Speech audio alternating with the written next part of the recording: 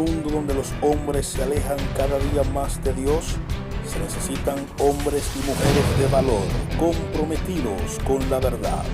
Escucha esta poderosa palabra de la mano del maestro y predicador, Jonathan Otaño. Hola, ¿qué tal mis amigos y hermanos? Les saluda a su hermano y amigo Jonathan Otaño. Y en esta ocasión, como siempre, contento de poder compartir con ustedes un video más para nuestro canal. En esta ocasión quiero brevemente analizar un texto que sale de la boca de nuestro amado Salvador, el Mesías de Israel, Jesucristo, el cual se encuentra en Mateo capítulo 16, versículo 13 al 17. Es una pregunta interesante que hace Jesús a sus seguidores. Dice: viniendo Jesús a la región de Cesarea de Filipo, preguntó a sus discípulos, diciendo: ¿quién dicen los hombres que es el Hijo del Hombre? Ellos dijeron: unos Juan el Bautista, otros Elías, otros Jeremías o algún otro de los profetas. Les dijo Jesús: ¿y ustedes? ¿Quién dices que soy yo? Respondiendo Pedro, le dijo: tú eres el Cristo, el Hijo del Dios viviente. Entonces le respondió Jesús: bienaventurado eres, Simón, hijo de Jonás, porque no te lo reveló carne ni sangre, sino mi Padre que está en los cielos. Es interesante, mis hermanos, la pregunta que hace Jesús ya en la culminación de su ministerio. Recordemos que Jesús vivió para preparar a estos 12 hombres en particular, a quienes escogió como sus apóstoles. Y las enseñanzas de Cristo, del Mesías, las encontramos en los evangelios sinópticos, Mateo, Marcos y Lucas, y también en el evangelio de Juan. Cada uno de los evangelios tiene una perspectiva diferente acerca de Jesús, pero igual en ellos están escritas todas las cosas que hizo Jesús mientras estuvo su ministerio aquí presente en la tierra. El hecho es que esta pregunta que Jesús le hace a sus discípulos es interesante porque le deja entrever. Es como un examen que le hace a sus apóstoles. ¿Quiénes dicen los hombres que es el Hijo del Hombre? Muchas cosas se ha dicho de Jesús, mis hermanos, perdón, hasta el día de hoy. O sea, la persona de Jesucristo es un personaje que conlleva mucha interpretación dependiendo del lugar, contexto, país o religión que sea. Por ejemplo, así brevemente, para los musulmanes Jesús es considerado como un profeta. Claro, está en el libro del Corán, aunque el profeta principal de la religión musulmana es Mahoma, Mohammed. Este hombre en sus inicios negó la deidad de Cristo, dijo que eran puras patrañas, que él no era el Mesías, que no era el profeta de Dios, aunque nunca pudo negar sus milagros porque eran innegables, estaban ahí. Pero Mahoma se dedicó siempre a negar la existencia de Jesús como el Mesías. Sí lo reconocía y lo reconoce el Corán, inclusive hay textos llamados sura, lo que conocemos como versículos, que hablan acerca de María, de Jesús, inclusive de sus apóstoles. Pero ¿cómo ven los musulmanes a Jesús? Lo ven como un profeta más, como Moisés, como Elías, como Adán. No lo ven como ellos ven a Mahoma, que Mahoma es el profeta de Alá, el principal, el Mesías, el Mahdi de los musulmanes es Mahoma. Jesús pasa a ser un profeta más, así como dijeron los discípulos. Unos dijeron Juan el Bautista, otros dijeron Elías, otros dijeron Jeremías o algunos de los profetas. A Jesús lo estaban degradando al nivel de cualquier profeta. Recordemos que los profetas profetizaron acerca de la venida del Mesías. De hecho, el libro o la carta del apóstol Pedro dice que los profetas se preocuparon por saber qué persona y qué tiempo era la persona de Jesucristo. Indagaron en esto, tanto Daniel como Isaías, que son mayormente los profetas que hablan acerca del Mesías, indagaron, inquirieron en saber quién sería la persona que sería denominada el Mesías y en qué tiempo aparecería. Ellos dijeron Juan el Bautista. No podía ser Juan el Bautista porque apenas lo habían decapitado.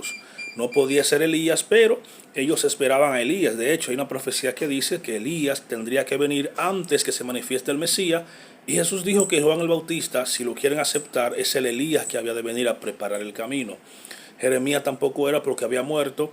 o alguno de los profetas. Para los musulmanes Jesús es un profeta más. Para los budistas Jesús es un avatar, es una persona iluminada, como lo fue Buda, como lo fueron otros avatares, pero no lo ven como lo ve la iglesia, como el Mesías, como el Salvador de Cristo, del mundo. Jesús necesitaba saber si esos años que pasó con los discípulos valdrían la pena. Por eso le hace la pregunta, ¿cómo me ven los hombres? Ahora bien, luego de esas respuestas que le dan los discípulos, Jesús se va más íntimamente y le pregunta, ok, eso es lo que piensa el mundo. ¿Qué piensan ustedes que han pasado este tiempo conmigo, que me han visto ver los milagros, la manifestación de Dios a través de mí? ¿Qué dicen ustedes que soy yo? Ustedes que han visto todo lo que yo he hecho. Entonces Pedro responde, tú eres el Cristo, el Hijo del Dios viviente. Entonces Jesús, en respuesta a esa declaración, le dice, yo te digo que tú eres Simón, hijo de Jonás, porque no te lo ha revelado carne ni sangre, sino mi Padre que está en los cielos. Esa revelación que hace Pedro de que Jesús es el Mesías, no lo hace por su cuenta. El mismo Jesús declara que esa revelación vino por inspiración del Espíritu Santo, porque él mismo dice que nadie puede venir al Padre sino a través de Jesús. Pero nadie puede venir a Jesús si no es atraído por el Padre a través del Espíritu Santo, que es el que convence de pecado, de juicio y de justicia.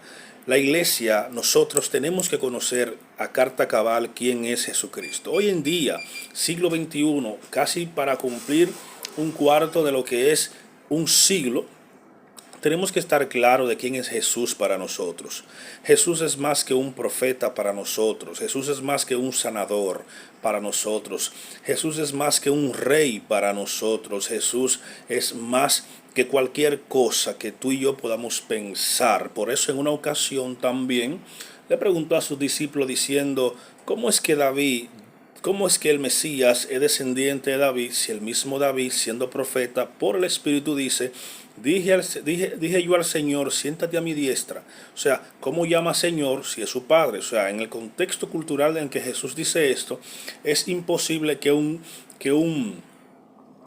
padre le llame Señor a un hijo. Es lo contrario, el hijo es que tiene que respetar al Padre llamándolo Señor. Entonces Jesús, los discípulos se quedaron ahí medio, wow, ¿qué revelaciones son estas? Porque Jesús estaba desligándose del contexto humano. Si bien él tendría que venir de la descendencia de David, pues tenía también que desligarse de lo que es la humanidad en cierta medida para que ellos pudieran entender que Jesús es más que un profeta, más que un hombre, más que un rey.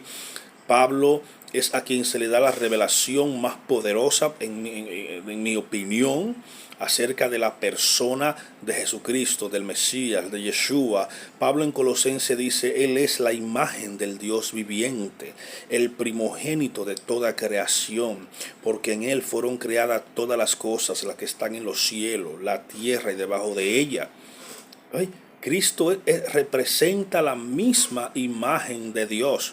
De hecho, en Colosenses capítulo 2 también Pablo declara que en Cristo reposa todo el poder y las características de la deidad. O sea, Cristo no es simplemente un profeta, no es simplemente un rey. Cristo es la misma imagen del Padre revelada en el Mesías, en Cristo Jesús. Entonces tenemos que estar claros de quién es Cristo. No importa, mira, Jesucristo ahí hizo una división. Una cosa es lo que piensa el mundo. El mundo siempre dará su opinión acerca de Jesús porque el mundo no lo conoce. En la oración intercesora de Juan 17, Jesús declara esto. El mundo no conoce al Espíritu Santo, por eso no se le revela nada. El mundo puede tener sus teorías vagas de quién es Dios, quién es Jesús, pero no tiene la revelación que solamente la da el Espíritu Santo. Lo que vamos a ver ahí, no te lo reveló carne ni sangre. O sea, esto no vino por conocimiento humano. Fíjate que los profetas inquirían, pero no. Solamente el Espíritu Santo podía revelar quién es el Mesías y se lo reveló a un simple pescador y pecador llamado Pedro. Jesús le dice, tú eres bienaventurado, tú eres dichoso entre los dichosos, que se te reveló eso que solamente el Padre conoce, que el Padre habita en Cristo Jesús. Pablo también Obviamente, se le revela esta gran verdad, que en Cristo reposa toda la plenitud de la deidad. Es interesante, mis hermanos, de verdad que sí, para mí es maravilloso saber esto. En Juan capítulo 14, Felipe le pregunta a Jesús, muéstranos al Padre. Jesús le revela, pero tanto tiempo que has pasado conmigo y no has entendido esto. Claro, Felipe no podía entender esto. Y aun cuando Jesús se lo explicó, ¿no sabéis que el Padre está en mí y yo en el Padre? Que si me has visto a mí, has visto al Padre.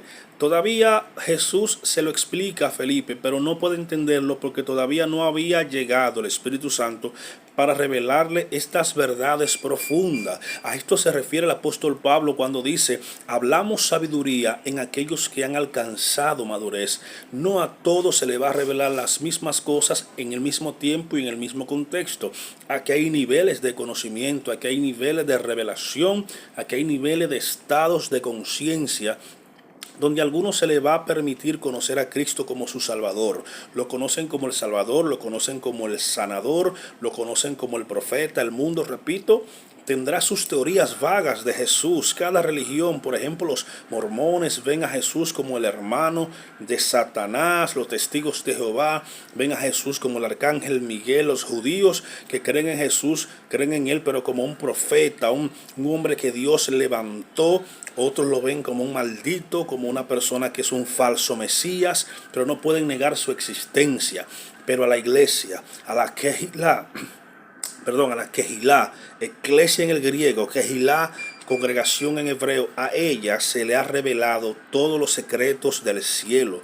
Nosotros somos más bienaventurados. Y no solamente eso, sino que Tomás, cuando no cree que Jesús ha resucitado, Jesús le da una palabra luego de revelársele y decir que lo toque. Bienaventurados serán aquellos que creen en mí sin haberme visto. Porque Tomás no se le declaró esa palabra porque para poder creer en el Mesías, en Jesús, tuvo que verlo y tocarlo. Nosotros que no hemos visto, por lo menos hablo por mí, a Jesús en su magnificencia, caigo en la categoría de dichoso porque sé que existe, sé que es real, y caigo en la categoría de bienaventurado porque creo sin ver. El hecho es, mis amados hermanos, que tenemos que estar claros de quién es Jesús. Y Jesús quería que nosotros estuviésemos claros de quién es Él. No fue en vano que Él pasó esos 3 años y medio enseñando acerca del reino de los cielos y enseñando acerca de quién es Él. Yo recuerdo leyendo el texto de Juan capítulo 6, la conversación acalorada que tiene Jesús con algunos judíos, donde le dicen, nosotros somos descendientes de Abraham, Abraham tenemos por padre. Jesús le dice, si Abraham fuese su padre, me creyeran a mí, porque Abraham vio mi día y se gozó. O sea, Jesús le dice, ustedes son de vuestro padre el diablo, porque las obras del diablo hacen. Y Jesús le sigue diciendo, ¿cómo es que no podéis entender mi lenguaje? ¿Cómo es que quisiera, le he hablado claro y no entienden quién soy yo? Ellos entonces se burlan y dicen, no tiene 50 años y ha visto a Abraham. Jesús le dice, de cierto os digo que antes que Abraham fuera, yo soy. En otras palabras, Jesús le está diciendo, antes que Abraham existiera, ya yo existía. Es bueno que tengamos un concepto claro de la mesianidad de Jesús, de la eternidad de Jesús, de la divinidad de Jesús.